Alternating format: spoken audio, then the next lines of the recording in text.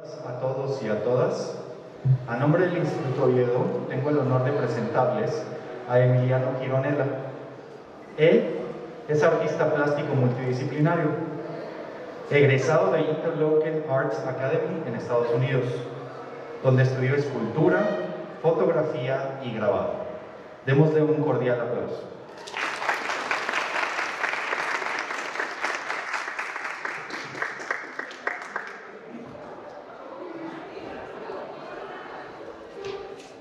Gracias.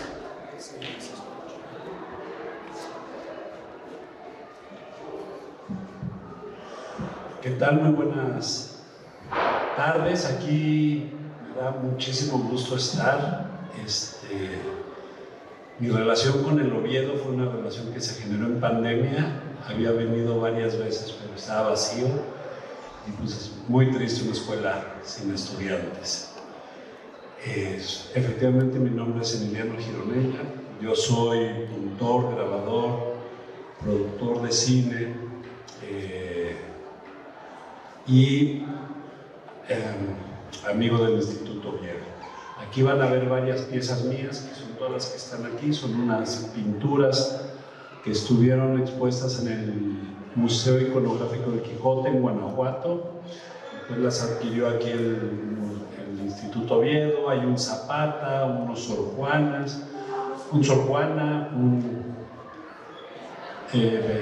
Juan Rulfo. Bueno, yo estoy aquí para dar un conversatorio sobre un mural que también es una nueva adquisición del Instituto Oviedo. Ahorita son la efeméride de los 500 años de la conquista, de la parte sangrienta, de cómo llegaron los españoles, todo el discurso que hay ahorita en los medios masivos es un discurso de encono, y yo trato de suavizarlo diciendo que todo lo que ha dado México al mundo. México es el lugar donde le ha dado más productos alimenticios al planeta. México, hay que entender que el campesino mexicano probablemente es el campesino más importante en la historia de la humanidad. Les explico y les pongo un ejemplo. El maíz, en su forma natural, es de este tamaño. La manufactura que hizo el ser humano a través de 8,000 años hicieron que el maíz sea lo que ahorita conocemos, una gran planta, que es la base de la gastronomía y de la dieta mexicana. Pero también del tomatillo, la manufactura que hacen los antiguos campesinos, que ahorita en el mundo actual uno ve un campesino y dice, ay, está jodido, trabaja en la tierra, y no, ellos son los que nos dan de comer, no hay que olvidarnos. Y la manufactura de un tomatillo, que de la raíz hacen la papa y de la hoja hacen el tabaco y del fruto el jitomate, lo hacen unos antiguos campesinos de los cuales ustedes, como nosotros, como mexicanos, nos tenemos que sentir orgullosos. Hay lugares en el planeta que no dieron los productos que dio México. Entonces, en este momento, que son los 500 años, también México tiene un lugar privilegiado en el globo terráqueo.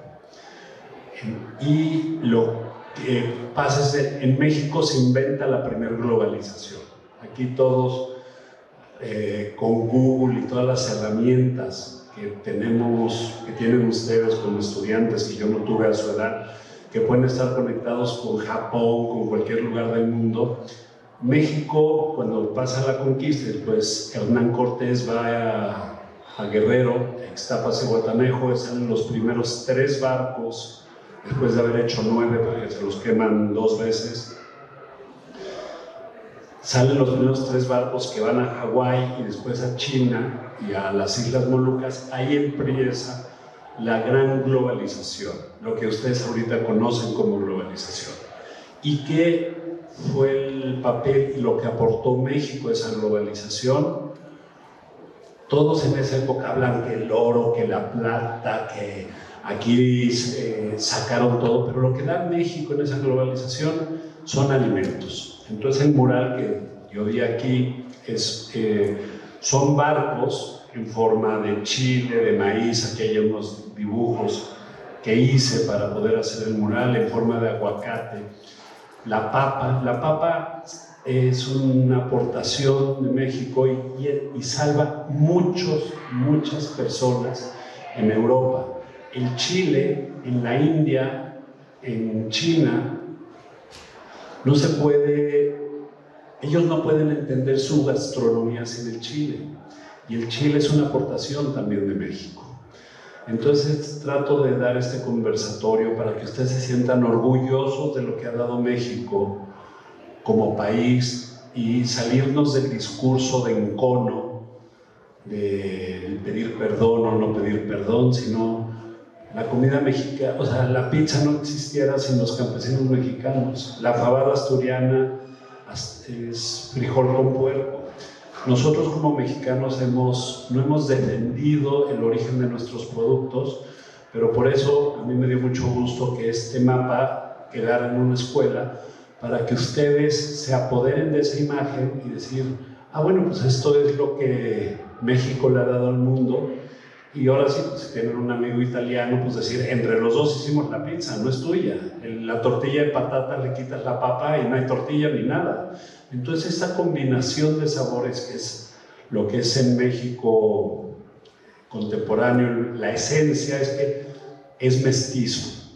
Entonces, bueno, ese es el mapa que está en el otro campus. Todavía no me dicen específicamente dónde, pero vayan a verlo.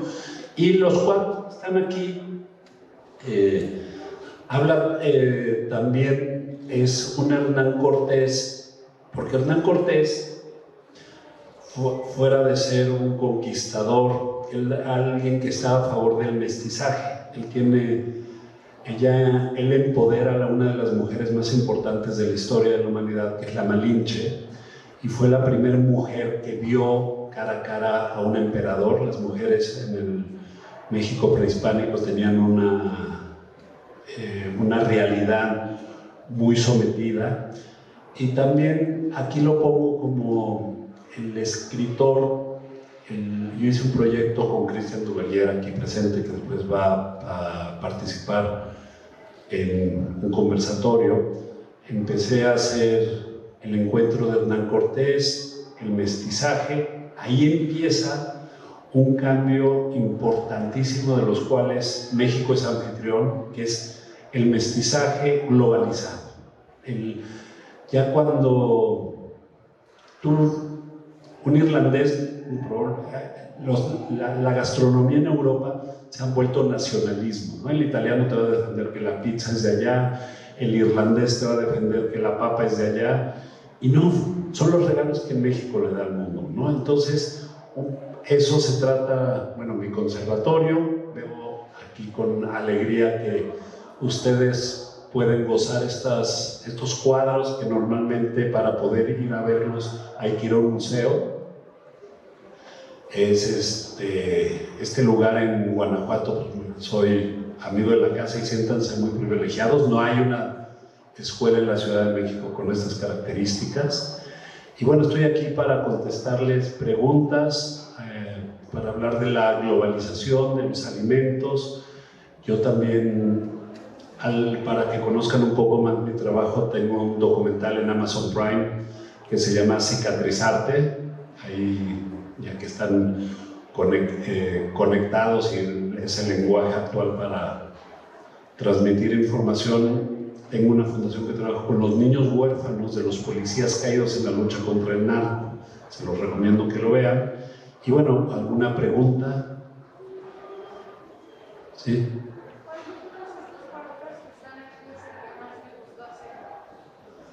Híjole, no te oí.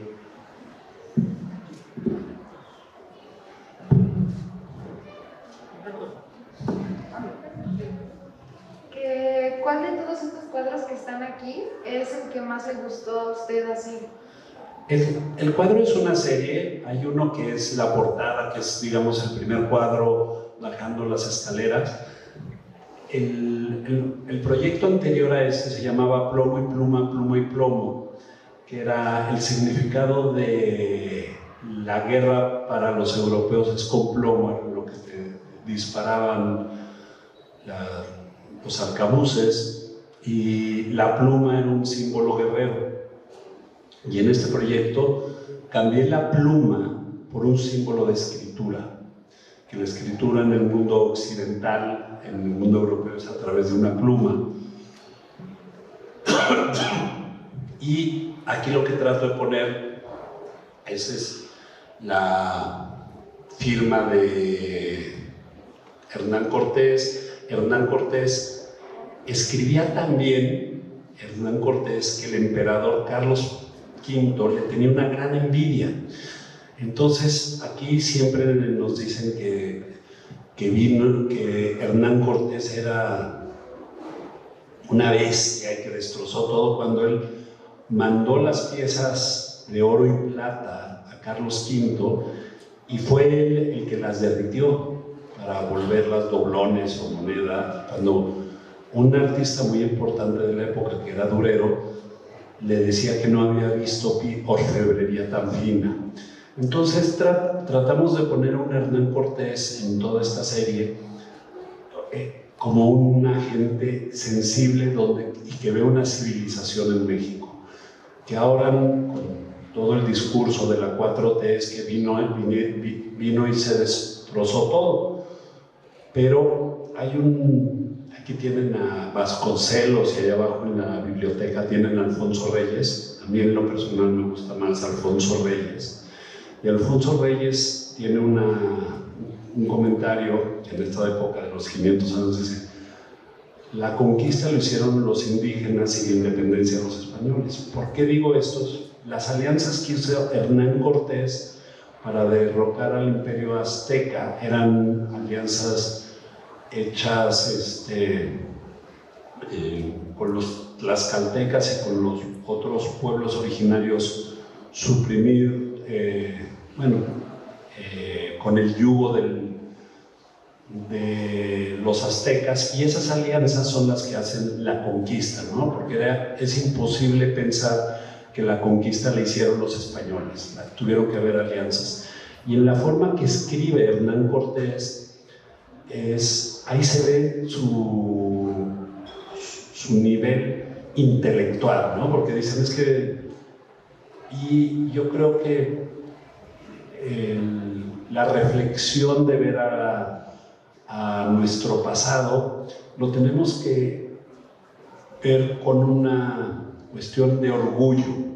¿A qué me refiero con esto? ¿No? Porque muchas veces nos dicen, es que aquí vinieron, destrozaron todo, éramos oprimidos, y no, fue un momento que México se abrió al mundo. México fue fundamental para la globalización a nivel mundial, y una de las cosas claras de esta globalización es que México le cambia la forma de comer al planeta, y nadie te lo explica en la escuela. No, es que México es uno de los países que más ha influenciado en otros países. Y también tenía su valor. El chile, cuando se lo vendíamos a los chinos, se lo vendíamos a precio de oro. El oro que entra a Europa es por el producto de los campesinos mexicanos.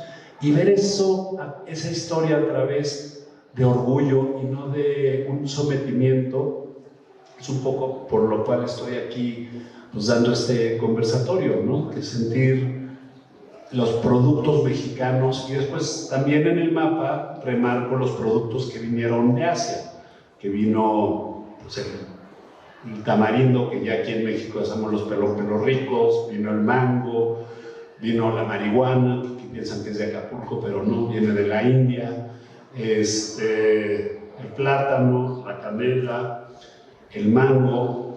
Entonces ese intercambio de alimentos, lo que hay que remarcar es que de la zona de Mesoamérica pues se crean estos alimentos. ¿Qué digo cuando se crean? Es la religión católica, el mundo europeo, Dios crea las cosas. En el mundo mesoamericano es el humano que crea las cosas. Por eso al principio del conversatorio decía que la manufactura para hacer el maíz no es que lo hayan encontrado, fue un proceso genético milenario, que eso debe de ser un gran orgullo para los mexicanos. Entonces, aquí, bueno, tienen una muestra importante de mi trabajo. Me pongo a sus órdenes en más preguntas y respuestas. Yo por aquí. Sí. Habló algo como de la papa, ¿no? De la patata, algo de México sin la papa Europa. Yo tenía entendido que el origen es más de Perú hacia el altiplano boliviano. Y en 1500 y algo fue que viajó a España, entonces no sé si... Sí, ahí la papa la domestican y hacen las grandes variaciones de papa en Perú, porque en México la papa competía con la jícama, el camote, con otros tubérculos que no se dan a las alturas de los países andinos. Entonces, la papa, efectivamente, donde más éxito tuvo fue en los países andinos. Pero ya había lo que hay que entender es que ya había en México o en el continente americano, ya existía un tráfico de información, ¿no? O sea, nosotros le dimos, digamos, la papa, ellas lo mejoraron, hicieron todas las variaciones y impactó más fuerte en su gastronomía que la gastronomía del Valle Central. Pero también nosotros, de los países andinos y del Perú, de Colombia, aprendimos en Mesoamérica a hacer las fundiciones. Entonces existía un intercambio ya, y no había la noción de Estado-país. O sea, eran los pueblos americanos, ¿no? La idea de frontera es una cuestión que se va imponiendo. Entonces, lo que sí hay que remarcar es por zonas. Por eso no hablo de aztecas, ¿no? O náhuatls o chichimecas, hablo la zona de Mesoamérica. Entonces, en estas regiones donde se dan estas grandes aportaciones al mundo. Y sí, bueno, efectivamente la papa tuvo un éxito en Europa fuertísimo. Aquí puedo contar unas anécdotas. Los franceses no querían comer papas. Y entonces, para hacerlo atractivo, les pusieron guardias. Y primero le pusieron pomme de terre, la manzana de la tierra, y después dijeron que era afrodisíaco. Entonces ya empezaron a comérselos, ¿no? Pero sí hay que entender que se cambian las dietas a nivel mundial y también los sabores, ¿no? ¿Otra pregunta? Sí.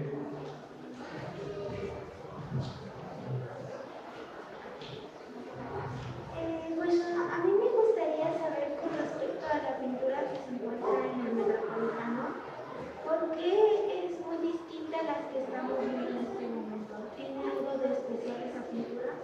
¿Algo que otras mujeres que se encuentran aquí? ¿Del mural? Bueno, es que el mural no es una pintura, es más un stencil. Y cuando yo lo hice para una casa en San Miguel de Allende, y lo que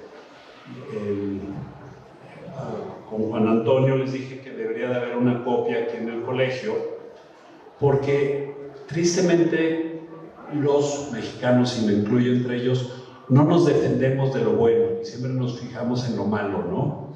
Entonces yo creo que el mural o esta pieza de este mapa donde está Hernán Cortés y la Malinche, están estos barcos en forma de chiles, maíz, jitomate, es tratar de mandar un mensaje de lo que sí somos, ¿no? Un país generoso, un país que le ha dado esto al mundo.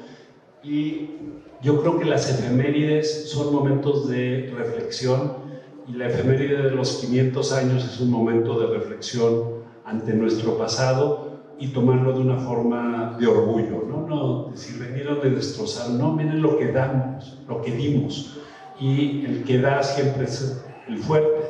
Entonces México, yo considero que estamos en momentos de una retórica política que encona mucho, cuando lo que yo trato en mi trabajo es la reconciliación, Este es un estado que yo quiero mucho y lo ha golpeado mucho la violencia. Les recomiendo que vean mi documental, está en Amazon Prime y les pone un botoncito. Y el discurso que trato de dar con mi pintura es primero sentirnos orgullosos y también esa cosa de reconciliación y salirme del encono, ¿no? Es como el napolitano decir que la pizza es de Nápoles, pero pues, no se hace sin jitomate, maestro. Y de ahí no es el jitomate, es de México, lo hicieron unos campesinos. Entonces, reconocer las diferencias en el otro es humanamente sabio, pero también reconocer que entre todos hacemos las cosas mejor, en vez de remarcar nuestras diferencias. No sé si contesté la pregunta, pero es lo que trato de hacer con mi trabajo y con el mural de allá abajo.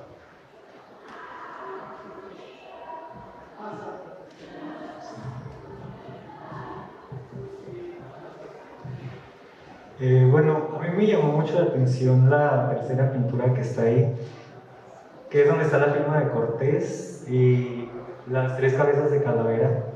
Y mi pregunta era ¿cuál era el significado de las calaveras que están arriba? El Cortés hace primero las cartas de relación, que tienen mucho éxito en Europa, donde se genera la gran envidia de Carlos V. Y después está Cortés con las calaveras y pongo la pluma y la firma, ¿no? Porque la relación que tiene Cortés con la muerte es bastante peculiar. Entonces, él hace un ejercicio, porque después escribe la verdadera historia de la conquista, y la reflexión de la creación del ser humano siempre es un diálogo con la muerte. ¿Por qué digo eso? Porque lo que queda del ser humano es el arte. ¿Y por qué lo crea el ser humano? Porque sabe que se va a morir. Entonces, cuando tú tienes una relación con la muerte y sabes que te vas a morir, tratas de hacer tu mejor esfuerzo para que lo que quede sea apreciado y admirado por los que vienen, que son ustedes, ¿no? Entonces, en ese cuadro, yo trato de poner la pluma de Cortés y la muerte siempre acechándolo, porque Cortés pues, estuvo cerca de la muerte muchas veces, y confrontándose con él mismo para que su legado sea de la mayor calidad posible, ¿no? O sea, en las cartas de relación, su forma de escribir, existía un compromiso y una ambición de trascender. Y la única ambición para trascender no es decir esta calle va a llevar mi nombre, es saber que te vas a morir y que tú como ser humano, como figura humana, va a trascender. Lo único que puedes hacer es hacerlo con calidad. En el tema del arte, bueno, su confrontación era la escritura. Y bueno, había hecho ya las suficientes batallas para pasar a la historia, pero él sabía que las familias reales europeas le tenían mucha envidia, porque juntas a todas las familias y no hicieron lo que hizo Hernán Cortés, que su primo era Pizarro, conquista Perú, y su otro primo es el que sale del Pacífico y descubre Hawái, y bueno, lleva todos los productos mexicanos, que otro producto que no está en el mural era la piña.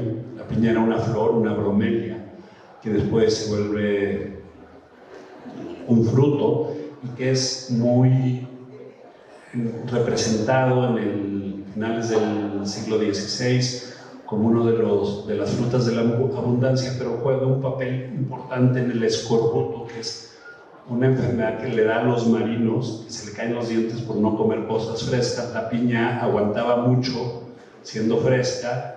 Como fruta probablemente sea una de las frutos que puede viajar más. Y después pues, lo volvían tepache y pues, se ponían contentones, ¿no? Pero si tú hablas con un hawaiano, lo mismo que hablar con un napolitano, piensa que la piña es de Hawái, pero no, son aportaciones, y por eso yo considero que es importante tener el mural en un colegio para generar un orgullo de los productos que son mexicanos, y sí comentarles que cuando vean un campesino, alguien que trabaja la tierra, son gentes que deben de tener una dignidad que a veces no se las damos nosotros, que son los campesinos. Gracias a ellos comemos, ¿no? Entonces, ¿otra pregunta?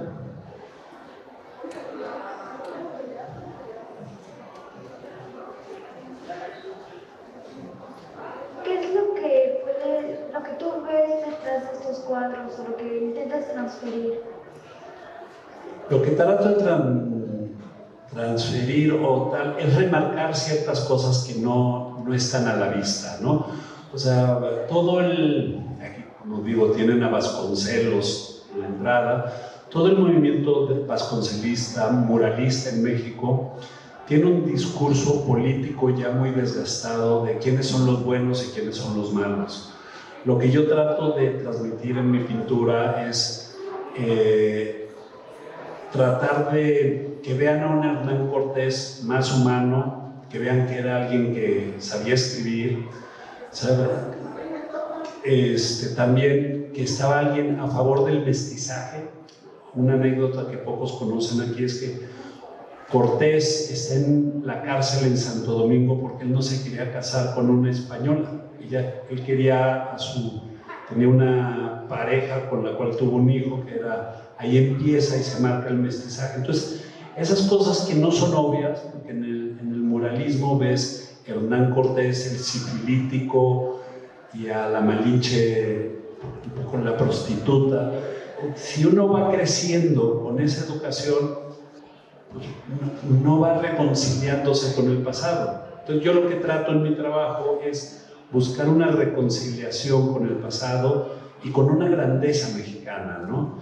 O sea, cuando tú no puedes hablar de un país africano o un país europeo como estoy hablando de México. México le dio todo eso al mundo. ¿Qué otro país puede decir eso? Y eso debería de ser un discurso cotidiano, pero no lo tenemos porque nos los marcan y nos enconan con nuestro pasado. Lo que trato yo es de prender la luz del conocimiento a través de mi trabajo. ¿Y por qué? Sí, ¿por qué por un barco en forma de maíz? Pues porque el maíz viajó en barco, ¿no? Aquí también pues, nos trajeron el idioma, nos trajeron la religión, el caballo, la imprenta, pero nosotros nunca decimos qué les dimos, ¿no? Porque les enseñamos a comer y a fumar. Entonces, los discursos nunca son parejos porque la historia siempre se hace de Occidente, siempre se hace desde Europa. Entonces, es un poco lo que trato, ¿no? Es decir, entre todos, sabemos todos, eso lo decía Alfonso Reyes, y lo que trato de poner en mi discurso, bueno, ahí está Hernán Cortés y en el centro la lengua de los Rolling Stones, ¿no? Que es la lengua, ¿por qué? Pues así le decían a la Malinche. La Malinche, en todos los discursos lo ponen como la vendepatria, si no era una mujer políglota, inteligente, hábil, que se traía de un ala al pobrecito de Hernán Cortés, ¿no? Entonces ahí pongo Hernán Cortés alrededor de la lengua. Y bueno, eso es lo que trato de hacer con mi trabajo. ¿Otra pregunta?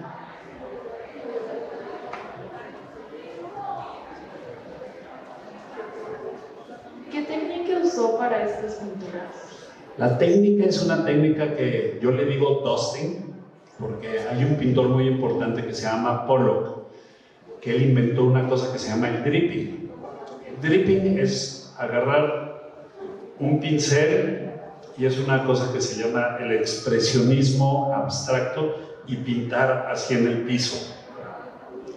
Hay también una película buenísima que se llama Pollock.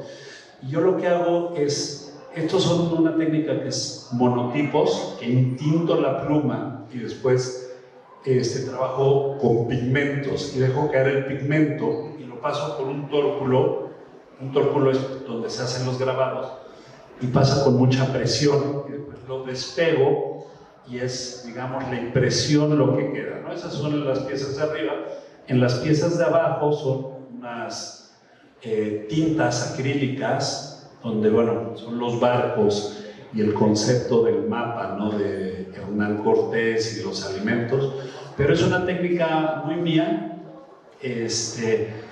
que tiene su ocurrencia, porque las cosas a veces deben de pasar por varios miles de años para tener otra nueva ocurrencia, porque lo primero que pone el ser humano es su mano con cera o con miel o con huevo y le soplaba pigmento. Eso es lo primero que deja el ser humano, ese pigmento en las cuevas, pues, bueno, de Altamira. Lo primero que deja es su mano. Y bueno, la idea de trabajar con pigmento puro es como lo más anacrónico en este mundo digital, ¿no? Es regresarte al origen de las cosas. Entonces, sí, esa es la técnica. Y bueno, lo del mural que está acá abajo es más que nada un stencil, que hay un artista que me imagino ustedes conocerán, que es Purtansky, de repente lo pronuncio, que trabaja con stenciles y grafitis a nivel mundial. Y esa, digamos, la técnica es más que nada un graffiti. Cuando se pintó el original, se pusieron las telas y ahorita está aquí el mural. ¿Alguna otra pregunta? Última pregunta. Hablando de sus pinturas, mi pregunta es, ¿qué es lo que usted piensa cuando usted pone el grafito sobre el papel? ¿Qué es lo que en verdad usted siente? Pues mira, hay una frase que decía Picasso, ¿no? Porque lo que me preguntas tiene que ver con la inspiración. Y Picasso le preguntaba, ¿y usted cuánto se siente inspirado? No, pues cuando estoy trabajando espero que llegue.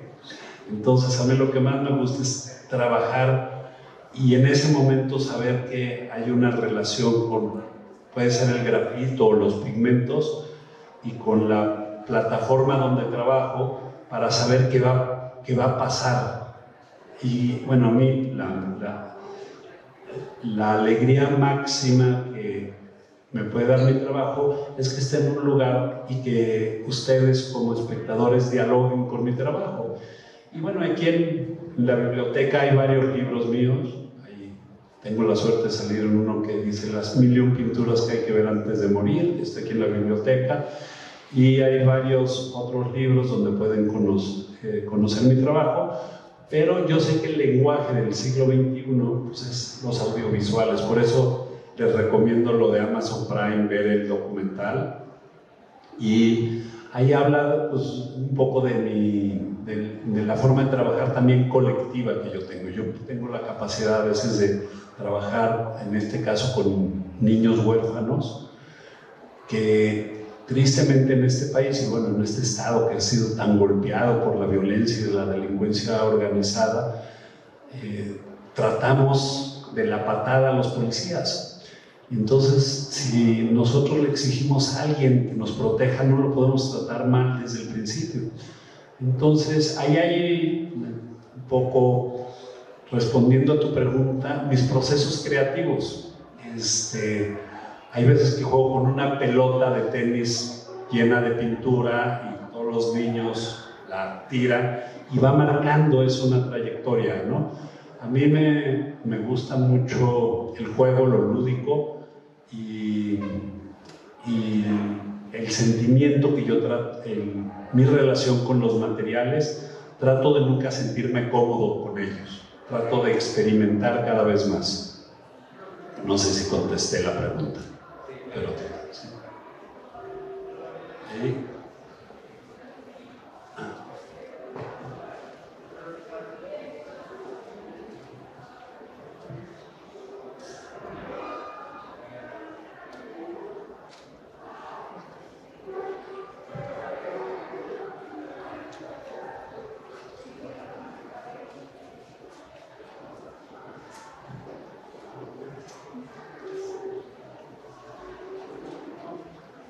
Si hay otra pregunta. ¿Sí? Usted como artista plástico, ¿qué opina sobre las nuevas formas de arte, el arte digital, todo lo nuevo de hoy en día? Yo estoy a favor de todas las técnicas. Pues como digo, esta técnica pueden decir que es nueva y tal, pero pues el material es ahora sí que el pigmento es la base para hacer cualquier color. Y yo trabajo directamente con los pigmentos. Toda mi familia son artistas. Mi abuelo era arquitecto, hizo aquí algún par de casas para la familia Plasencia, los dueños de Flex, y en Guanajuato hizo también varias casas. Y siempre hemos tenido una relación con los materiales, digamos, clásicos para trabajar. Pero yo ya en mi trabajo he utilizado robots, he utilizado láser, o sea, estos esténciles los hice con láser, pero al final le echo el pigmento puro. Entonces, yo creo que uno debe de tomar todas las herramientas que tiene para la creación. Y sí, ahorita ya, antes uno necesitaba saber dibujar o hacer para tomar un atardecer. Ahora ya sacas tu teléfono y están igual mejor que cualquier cuadro que uno pueda hacer.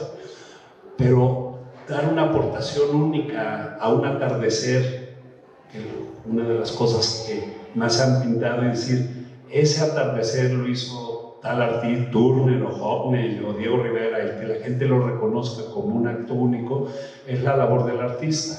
Pero yo sí creo que uno puede apoyarse en todas las tecnologías, sean de punta, y al fin del día no hay artista que no esté influenciado por el pasado, ¿no? No hay invenciones del hilo negro.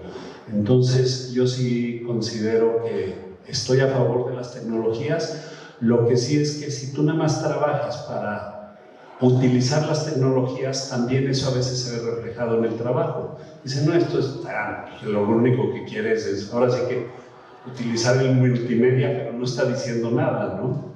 Entonces, pues bueno, como dice Sor Juana, en el balance de las cosas y tratarlas de decir lo más correcto está en decirlas bien. Y sí, pues de la época de Sor Juana en la imprenta a cómo ahorita puedes compartir un poema de Sor Juana, que lo puedes compartir por WhatsApp leído, pues es una maravilla.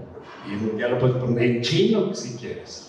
Entonces todo eso pues son las tecnologías nuevas, hay que aprovecharlas, pero yo no dejaría de ver lo natural, la naturaleza. Yo creo que con la pandemia nos hemos dado cuenta pues, que lo más importante es el planeta y tratarlo bien, porque pues, ya ves que lo que pasa cuando se enoja.